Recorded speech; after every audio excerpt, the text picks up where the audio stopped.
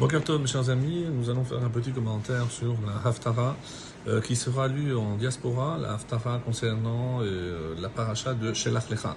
Alors, le lien est plus qu'évident puisque nous verrons comment Yehoshua, Josué, va faire un petit peu comme son maître Moshe, mais cette fois-ci en prenant quelques précautions, et il enverra pour prospecter la terre d'Israël en vue de sa conquête deux seuls personnages. Alors, le texte de Josué, il faut savoir qu'il n'y a que deux parachiotes dans tout le Chumash qui sont tirés du livre de Josué. Une, c'est Acharei Mot Moshe, c'est la Haftara qui est lue à la paracha de Vezot HaBracha. C'est le début donc du livre de Josué. Et ce qui va être lu, c'est vraiment la suite. Lorsque on arrive à Gilgal, avant d'arriver à Gilgal, donc avant d'arriver pour essayer de voir comment pouvoir conquérir la ville de Jéricho. Donc c'est la suite de ce même texte de Josué. Ce sont les deux seuls textes qui sont tirés de ce livre. Alors, juste avant de nous attarder sur un petit point de la Haftara, j'aimerais rappeler, puisque c'est vrai qu'on ne le fait pas souvent, quelques, on va dire, repères chronologiques et historiques. Alors, nous sommes donc après la mort de Moshe en 2488, donc on est déjà en 2489, et l'année, le mois, on le connaît, c'est le mois de Nissan. Nous sommes le 5 Nissan. Le 5 Nissan, Josué, qui a alors 82 ans, il va mourir à l'âge de 110 ans, 82 ans, et donc il envoie deux espions, et on sait même quel jour c'était ce 5 Nissan, c'était un jeudi. Donc ensuite, les espions restent 2 jours sur place, ils reviennent après ces 3 jours, donc on revient le 8 Nissan, et le 10 Nissan exactement, c'est là où le peuple juif va traverser le Jourdain et on va dresser le campement à Gilgal, là où sera mis le tabernacle.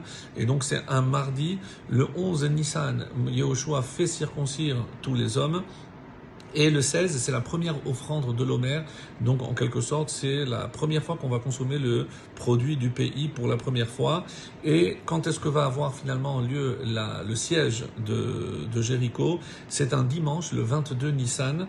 Et 7 jours, donc c'est le 28 Nissan, que la muraille de Jéricho tombera.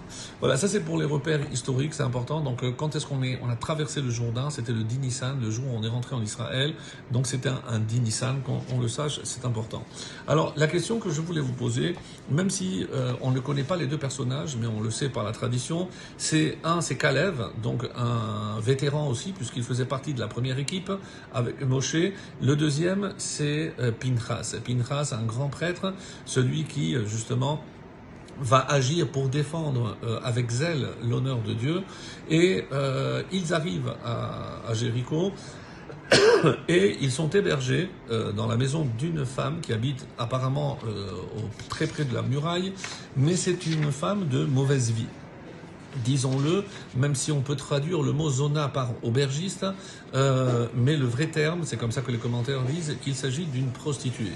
La vraie question, c'est comment, si Hachem aurait évidemment pu faire autrement, est-ce que c'est juste stratégique parce que, comme il y a beaucoup de passages chez une personne pareille, alors c'est pour ne pas attirer l'attention, mais on est quand même étonné un petit peu de l'indélicatesse, donc de cette manière un peu indélicate de commencer la conquête de la terre d'Israël par, encore une fois, un choix qui nous laisse un petit peu quoi. Alors c'est vrai qu'on dit souvent que les chemins du Seigneur sont impénétrables, mais c'est très étonnant qu'on puisse imaginer que le début de notre conquête de la terre d'Israël se fasse par des moyens tellement troubles. Comment ils sont hébergés, elle va étendre le lin, elle va prendre des précautions. C'est une femme qui finira par se marier, comme on le sait par la tradition, avec Yehoshua, donc elle va faire teshuva, elle va se convertir, donc une femme sans aucun doute exceptionnelle, sans rentrer dans les explications profondes du Harizal, mais à un autre niveau, comment comprendre que Dieu a voulu que la conquête de la terre d'Israël se passe par de tels moyens? Et celui qui nous donne une réponse très très originale, comme d'habitude, c'est le Rav Kook. Comme si, quelque part, on allait être étonné que le retour à la terre d'Israël, la conquête de la terre d'Israël, ne se fasse pas dans la pureté. Et il y a un verset de Iov, donc c'est le chapitre 14, le verset 4 qui dit « Qui pourrait donc tirer quelque chose de pur de l'impur ?» N'est-ce pas l'unique? Évidemment, il n'y a que Akadosh Baruch Hu. Alors, c'est vrai qu'on a l'impression qu'on a en face quelque chose qui est impur. Mais qui est-ce qui va sortir? La chute de la ville de Jéricho et la conquête de la terre d'Israël. Donc, le Rav Kook faisait cette réflexion. Et pourquoi s'étonner alors si les débuts de la reconquête de cette terre s'est fait peut-être par des moyens qui ne sont pas très purs. Les personnes qui sont arrivées n'étaient peut-être pas aussi respectueuses des lois de la Torah comme on l'aurait souhaité. Donc évidemment qu'il y aurait quelque chose d'étonnant, même de décevant, d'imaginer qu'on puisse revenir sur la terre d'Israël par de tels moyens. Mais, et c'est ce que le Rav Kook nous invite à faire, retournons en arrière et regardez comment s'est passée la première conquête de la terre d'Israël. Même si les moyens sont impurs, mais le seul qui peut faire sortir quelque chose de pur, c'est Akadosh Baruch Hu. Qu'on ait des yeux pour voir la pureté qui sort de tout cela. Shabbat Shalom Mevorach.